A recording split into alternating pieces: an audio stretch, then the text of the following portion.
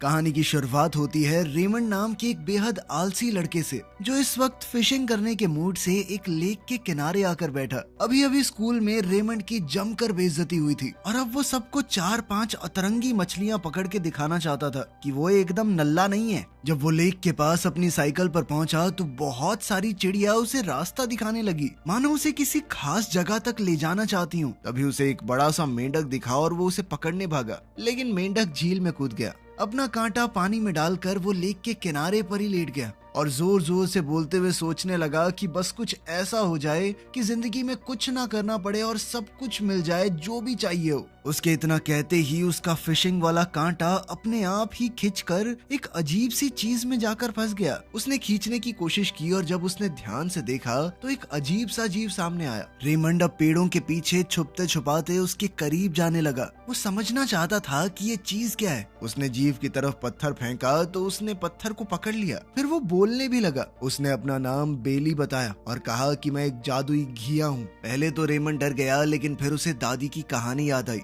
वो अक्सर उसे जादुई घिया की कहानी सुनाया करती थी, जो अपने मालिक की हर एक इच्छा को पूरा कर सकता है, बिल्कुल एक जिन की तरह। तब उसे समझ आ गया कि ये जीव उसे नुकसान नहीं पहुंचाने वाला। बेली ने कहा कि वो रेमंड की हर इच्छा पूरी कर सकता है। रेमंड को इस बात पर यकीन नहीं हुआ। उसने कहा, अगर सच में तेरे अंदर पावर है तो एक मछली अपने आप मेरी बाल्टी में आ जाए। रेमंड ने थोड़ा देखा, लेकिन कुछ हुआ नहीं, इसीलिए वो वहाँ से निकलने लगा कि ये बकवास कर रहा था। तब बेली ने बताया कि पहले एक शर्त माननी पड़ेगी तुझे। शर्त ये थी कि रेमंड किसी को भी उसके बारे में नहीं बताएगा। अगर लोगों को पता चल गया तो लोग उसे पकड़कर जबरदस्ती अपनी सारी इच्छाएं पूरी करवाने लगेंगे, जिससे उसकी जिंदगी बहुत बेकार हो जाएगी। रेमंड ने वादा किया कि वो इस बात को राज ही रखेगा। इसके बाद बेली ने अपना जादू शुरू किया। झील की सारी मछलियां हवा में तैरने लगी। बेली ने कहा कि जो मर्जी मछली चुन ले, और फिर रेमंड की पसंद की मछलियां उसकी बाल्टी में रख दी गई। फिर उसने कहा कि अगर कुछ खाना मिल जाए। बस इतना सुनते ही बेली ने रेमंड की सारी पसंदीदा चीजें जादू से बना दी। वो उसके आसपास घूमने लगी। रेमंड एक एक करके सब कुछ चखने लगा। खाना खाते हुए रेमंड सपने सजाने लगा कि बस अब तो कुछ नहीं करना,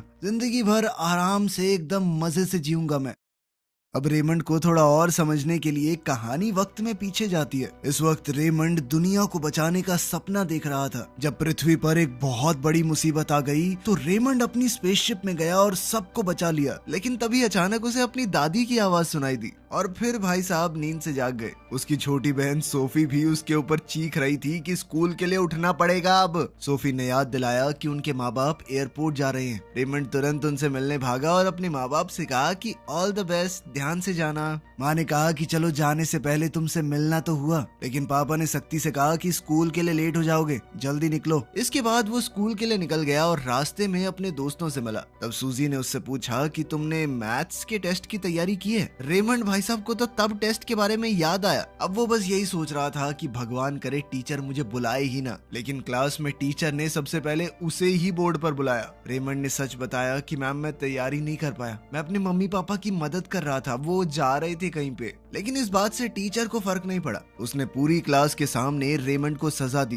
ताकि सभी बच्चों को समझ आए कि बिना पढ़े आने का नतीजा क्या होता है। ये पहली बार नहीं था। रेमंड अक्सर पढ़ाई को नजरअंदाज ही करता था, इसीलिए उसके नंबर भी कम आते थे। क्लास के बोर्ड पर भी उसके नाम के आगे बस एक स्टार लगा हुआ था। लेकिन रेमंड खुश था कि चलो एक स्टार तो है मेरे पास। वो ज्यादातर समय उल जलूल सपने देखने में बिताता। उसने अपने दोस्तों को अपना साइंस प्रोजेक्ट के लिए बनाया हुआ रॉकेट का डिजाइन दिखाया, लेकिन जॉन ने उसका मजाक उड़ाया और कहा कि ऐसा रॉकेट बनाना बहुत मुश्किल है। ये सुनकर रेमंड उदास हो गया और वहाँ से चला गया। घर पहुंचकर उसने सुना कि दादी सोफी को एक जादुई घिये की कहानी सुना रही है, जो हर एक इच्छा को पूरी कर सकता है। रेमंड ने ये कहानी न जाने कितनी बार सुनी हुई थी, तो वो इसे नजरअंदाज करके अपने कमरे में चला गया। उसने एक जगह बैठकर होमवर्क करने की बहुत कोशिश की, लेकिन बार बार नींद की झपकी आ जाती। फिर वो मछली पकड़ने उसी लेक पर पहुंच गया जहां से कहानी की शुरुआत हुई थी। खैर, बेली का जादू से बनाया हुआ खाना खाने के बाद रेमंड ने आसमान की तरफ देखते हुए कहा, यार मैं हमेशा से उड़ना चाहता था। इतना सुनते ही बेली ने जल्दी से थोड़ा दूर जाकर जादू से एक प्लेन बना दिया और कहा कि मास्टर बैठो इसमें। बेली ने पायलट सीट पर बैठकर प्लेन को उड़ाया और आसमान से अपने शहर का नजारा देखकर रेमंड बहुत खुश हुआ। वो आसमान में पक्षियों के साथ उड़ रहा था। रेमंड की सपनों भरी दुनिया असलियत में बदलने लगी। उसने बेली से कहा कि मुझे स्कूल ले चलो ताकि मैं अपने दोस्तों को पकड़ी हुई मछलियां दिखा सकूं। स्कूल पहुंचकर उसने शॉन और डैन को मछलियां दिखाई। दोनों बहुत इम्प्रेस हो गए। उसने मछलियां प्रोफेसर लू को भी दिखाई और फिर घर लाकर एक्वेरियम में रख दी। घर पर वो बेली से बात कर रहा था कि तभी सोफी कमरे में आ गई। उसने पूछा कि वो किससे बात कर रहा है। रेमंड ने तुरंत बहाना बना दिया कि तू तो मुझे जानती है, मैं अजीब सा हूँ, खुद से ही बात कर रहा था। लेकिन सोफी नहीं मानी और वो कमरे में उस जीव को ढूंढने लगी। सोफी बेड के नीचे घुसकर बेली को पकड़ने की कोशिश करती रही। बेली भी बचकर भाग रहा था। सोफी उसकी तरफ लपकी और उसने सोचा कि मैंने बेली को पकड़ लिया, लेकिन ये तो दादी का पैर था। इसके बाद दादी ने उसे बेड से बाहर निकाला और अपने साथ नीचे ले गई कि पढ़ने दे भाई को। उनके जाने के बाद रेमंड ने बेली को ढूंढा। बेली कंबल के नीचे सो रहा था। खैर अगली सुबह रेमंड लाइब्रेरी गया और हैना से एक किताब लेने की कोशिश की, लेकिन हैना ने बताया कि वो किताब नहीं मिल सकती क्योंकि फ्रेड जिसे वो पसंद करती है उसने पहले ही किताब को रिजर्व कर लिया था। रेमंड ने हैना से कहा कि यार वो किताब बहुत जरूरी है, मुझे बायोलॉजी का टेस्ट है, उसकी तैयारी करनी है, इस बार फिर से पनिशमेंट मिलेगी वरना। लेकिन हैना ने देने से मना कर दिया। ये सुनकर रेमंड बहुत परेशान हो गया। तब बेली ने मदद करने का फैसला किया। उसने अपनी जादुई ताकत से वो किताब सीधा रेमंड के बैग में पहुंचा दी। जब रेमंड ने देखा कि ये किताब उसके बैग में आ गई है तो वो घबरा गया। उसे डर लगा कि अगर किसी को पता चल गया कि ये बुक उसके पास है तो सजा मिल सकती है उसे। अभी अचानक शॉन पीछे से उसके पास आया और रेमंड डर गया। शॉन ने उसे चेस खेलने के लिए बुलाया। रेमंड ने कहा कि मुझे पहले एक जरूरी काम करना है। उसने किताब चुपके से लाइब्रेरी से बाहर फेंक दी और बेली से कहा कि इसे उड़ा के वापस भेज दे। इसके बाद वो शॉन के साथ चेस खेलने लगा। चेस खेलते वक्त रेमंड ने मजाक में कहा कि बेटे हराऊंगा तुझे, तेरा राजा रानी सब खा जाऊंगा मैं, ये देख मेरा हाथी। लेकिन बेली को लगा कि वो सच में राजा रानी वो सब खाना चाहता है और उसकी इच्छा पूरी कर दी। अचानक से रेमंड ने सच में चेस के सारे पीस निकल लिए। अब वो तुरंत बाहर भागा ताकि उन्हें निकाल सके। इसी दौरान उसने देखा कि साइंस की किताब हवा में उड़ रही है। वो उसे पकड़ने के लिए पीछे भागा लेकिन पकड़ नहीं पाया। तब बेली ने उड़ने वाली टोपी का इस्तेमाल किया ताकि किताब का पीछा कर सके, लेकिन दोनों सीधे फिटनेस रूम के स्विमिंग पूल में गिर गए। जब रेमंड वहां पहुंचा तो उसने बिना सोचे पानी में छलांग लगा दी और किताब का पीछा करके उसे पकड़ लिया। कोच ने देखा कि रेमंड बहुत तेज तैर रहा है। उसकी रफ्तार देखकर वो बहुत इम्प्रेस हुआ। उसने रेमंड को अपनी स्विमिंग टीम में शामिल होने का ऑफर दिया क्योंकि टीम में जगह खाली थी और कुछ हफ्तों बाद कंपटीशन होने वाला है। रेमंड ने तुरंत हाँ कर दी। पूल के पास कपड़े सूखने का इंतजार करते वक्त रेमंड सोचने लगा कि क्या उसकी टीम स्विमिंग चैंपियनशिप जीत पाएगी। बेली ने तुरंत कहा कि जब तक वो साथ में है रेमंड हमेशा जीतेगा। रात को जब रेमंड सो रहा था बेली ने उसका कमरा साफ कर दिया। उसके गंदे कपड़े टोकरी में रख दिए, साफ कपड़े अलमारी में रख दिए और स्कूल का सामान भी ठीक से सेट कर दिया। सब कुछ ठीक करने के बाद बेली आराम करने चला गया। अगली सुबह उसने रेमंड को जल्दी उठा दिया ताकि वो स्कूल के लिए लेट ना हो जाए। जब दादी ने देखा कि रेमंड बिना जगाए नाश्ता कर रहा है तो वो बहुत खुश हुई। उन्हें लगा कि रेमंड सुधरने लगा है। पहली बार रेमंड को स्कूल के लिए जल्दबाजी नहीं करनी पड़ी। उस दिन गर्मी बहुत ज्यादा थी तो बेली को लगा कि कुछ करना पड़ेगा, तो वो खुद ब खुद साइकिल को चलाने लगा ताकि रेमंड बिना पसीना आए स्कूल पहुंच सके। बेली की मदद से धीरे धीरे रेमंड क्लास में अच्छा करने लगा और प्रोफेसर लियू भी उसकी प्रोग्रेस से काफी इम्प्रेस हुई। वो एक बेहतर स्टूडेंट बनने लगा। धीरे धीरे टेस्ट के अंदर उसके नंबर भी सुधरने लगे। स्विमिंग प्रैक्टिस में भी बेली ने छुपकर उसकी मदद की। वो पानी के नीचे रहकर रेमंड को तेज तैरने में सहारा देता। जब रेमंड ने रिकॉर्ड टाइम में प्रैक्टिस पूरी कर ली तो कोच को यकीन ही नहीं हुआ। उसने रेमंड की बहुत तारीफ की। उस शाम खाना खाने के बाद रेमंड ने अपनी रॉकेट की ड्राइंग देखी जो उसने स्कूल के साइंस प्रोजेक्ट के लिए बनाई थी। उसे समझ आ गया कि जॉन सही बोल रहा था, वो रॉकेट बनाना मुश्किल है। वो हार मानने वाला था कि तभी बेली ने एक नया डिजाइन बना दिया, लेकिन रेमंड ने देखा कि नया डिजाइन तो और भी ज्यादा मुश्किल है। इसलिए बेली ने अपनी जादुई ताकत से एक रोबोट डॉग बना दिया। अगली सुबह रेमंड उसे स्कूल ले गया और अपना नया प्रोजेक्ट सबको दिखाया। ये गलगोटिया यूनिवर्सिटी वालों ने मूवी तो नहीं देखी हुई। सभी क्लासमेट उसकी तारीफ करने लगे। सब हैरान हो गए उस रोबोट को देखकर, लेकिन डैन ने रेमंड के रोबोट को चैलेंज दिया और दोनों के रोबोट्स के बीच में मुकाबला हुआ। बेली जैसे शरीर को हिला रहा था रोबोट भी एकदम वैसे ही चल रहा था। तो इस मुकाबले के लिए बेली एक मेंढक को सामने ले आया ताकि वो लड़ाई की फीलिंग ले सके। जैसे वो और मेंढक लड़े बिल्कुल उसी तरह दोनों रोबोट आपस में लड़े और इस तरह जादू की मदद से रेमंड के रोबोट ने डैन के रोबोट को हरा दिया। लेकिन जैसे ही क्लासमेट ने रोबोट डॉग को हाथ लगाया तो वो हिलने लगा और काम करना बंद कर दिया। एक तरह से टूट ही गया था वो। ये देखकर रेमंड बहुत नाराज हो गया। उसने बेली से कहा कि इतना कमजोर रोबोट कौन बनाता है और उसे जल्दी से रोबोट को ठीक करने को कहा। बाद में घर लौटते वक्त दोनों एक खिलौनों की दुकान के सामने से गुजरे। दोनों ने सोचा कि अंदर जाके देखते हैं क्या खास है। जैसे ही रेमंड अंदर गया उसकी आंखें चमक उठी। वहाँ रिमोट से चलने वाले हेलीकॉप्टर और बहुत ही अजीबोगरीब नई तरह के रोबोट थे। रेमंड इतना खुश हुआ कि अपनी एक्साइटमेंट को रोक ही नहीं पाया। तभी अचानक उसका सामना डैन से हुआ। डैन ने कहा कि मैंने तुम्हें दुकान में जाते हुए देखा था, इसीलिए वो भी उसके पीछे आ गया। उसने रेमंड पर इल्जाम लगाया कि तुमने वो रोबोट डॉग कहीं से खरीदा है ना, तुमने खुद नहीं बनाया, राइट? रेमंड को उसके सवालों से बचना मुश्किल लगने लगा, इसीलिए वो तुरंत दुकान से भाग गया। रेमंड को परेशान देखकर बेली ने सोचा कि वो अपने मालिक को खुश करेगा। उसने अपनी जादुई शक्तियों से दुकान के सारे खिलौनों को जिंदा कर दिया और उन्हें रेमंड के घर जाने का हुक्म दिया। जब तक दुकान का मालिक समझ पाता तब तक सारे खिलौने वहाँ से गायब हो चुके थे।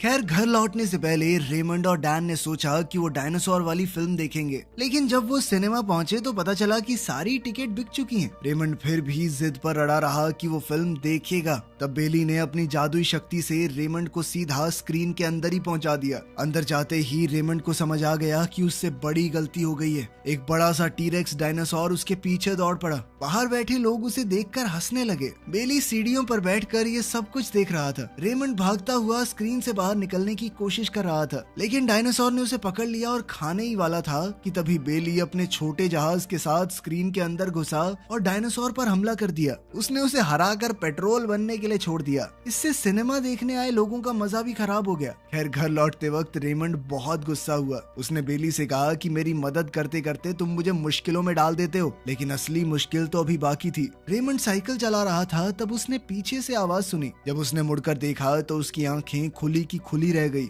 बहुत सारे खिलौने उसकी तरफ तेज रफ्तार से बढ़ रहे थे। घबराकर वो जल्दी से घर पहुंचा। उसने देखा कि सारे खिलौने उसके कमरे की तरफ बढ़ रहे हैं। तब उसे पता चला कि उसके मम्मी पापा भी सफर से वापस आने वाले थे। डर के मारे उसने तुरंत बेली से कहा कि सभी खिलौनों को वापस दुकान पे भेज दो। अच्छी बात ये रही कि बेली ने समय पर सब कुछ ठीक कर दिया और मम्मी पापा को कुछ पता नहीं चला, वरना तो उसके चैंटे ही चैंटे थे कि खिलौने कहाँ से आए ये।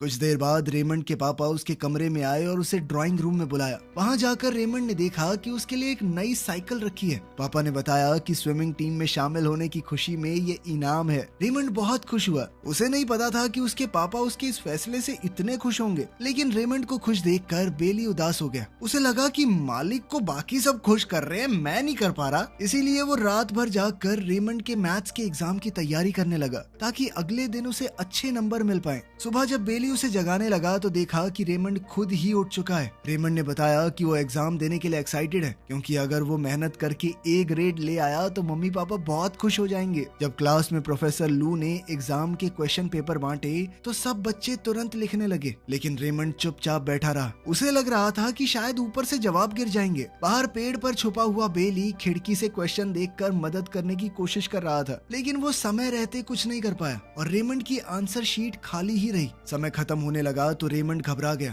तब उसने देखा कि सूजी लगभग सारे क्वेश्चन कर चुकी है। बेली ने जादुई शक्ति से सूजी के जवाब रेमंड की कॉपी पर पहुंचा दिए और सूजी की शीट खाली हो गई। जब सूजी ने अपनी खाली कॉपी दी तो प्रोफेसर लू को शक हुआ। फिर जब उन्होंने रेमंड की कॉपी देखी तो उस पर सूजी का नाम लिखा हुआ था, क्योंकि आंसर्स के साथ साथ नाम भी कॉपी हो गया। तब सच सबके सामने आ गया। सूजी अपने दोस्त से बहुत ज्यादा नाराज हो गई, क्योंकि उसने उसकी मेहनत चुराने की कोशिश की थी। इससे पहले कि टीचर रेमंड को पनिशमेंट देती, वो वहाँ से भागकर सीधा तालाब की तरफ चला गया। थोड़ी देर बाद बेली वहाँ पहुंचा। रेमंड ने गुस्से में कहा कि सारी गलती तुम्हारी है। उसने गुस्से में कहा कि तुझे पका के खा जाऊंगा मैं, घिया। बेली ने उसकी बात मान ली और खुद को ही सजा देने लगा। वो अपने आप आग में बदल गया, लेकिन जैसे ही वो रेमंड के हाथ तक पहुंचा तो उसका हाथ बुरी तरह जल गया। ये देखकर रेमंड को समझ आया कि ये घिया पागल है, हर बार इसकी मदद नहीं लेनी चाहिए। अब रेमंड उस जादुई घिया से बहुत ज्यादा गुस्सा था। उसने चीख कर कहा कि तू एक राक्षस है, जल्दी से यहाँ से चला जा, मुझे तेरा मुंह नहीं देखना। उसी पल बेली का रूप बदलने लगा।